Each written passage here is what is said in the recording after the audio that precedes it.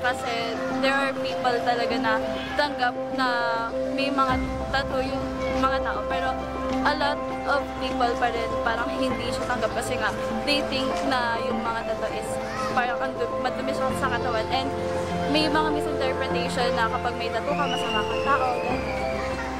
Yes, sa akin.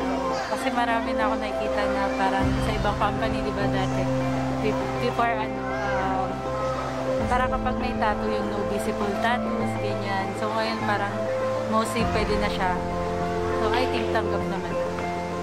I think siguro mas nagiging open na din ng mga tao and yung society natin ngayon when it comes to people having tattoos compared to before.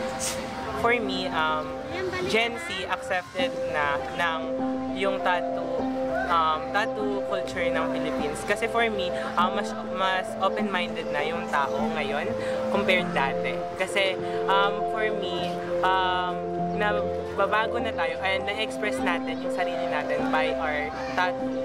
One factor yun para mabawasan yung stress natin. And yes po, kasi I think kapag sa panahon ngayon, most likely kasi nagiging open na yung tao, lalo kahit yung mga, hindi lang po sa Gen Z, kahit yung mga mga matanda na ganun, parang na-influensya na rin po sila nung pagiging open-minded ng mga tao. Kasi po, parang mas naging modernization na po yung panahon ngayon. Kaya, yes po, but there are still stigma like na pag may tattoo ang isang tao, parang sinasabi nila na adik ito. I think po, yung iba, although accepted po siya nung iba, meron pa din pong parang prejudice po with tattoos. Like sometimes po, may mga tao pa rin po na nag-iisip na yung tattoos po is associated siya sa like parang bad habits po, ganun.